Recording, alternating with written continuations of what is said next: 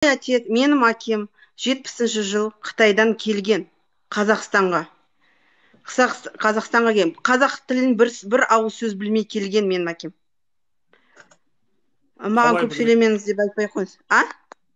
қалай қазақ тілін білмей келеді ол Қытайдан?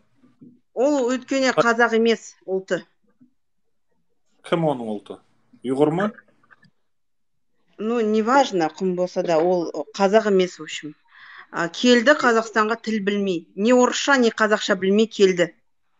Бұл елді жақсы көріп, қазақ келіншек менің анамды алды. Жоқ, бұл жерде маңызды болып тұр ғой, ол кісінің ұлты ұйғыр болса, ол ұйғыр қазақ тіліне жақын тіл, ол қазақтар түсінетін тіл ғой ол.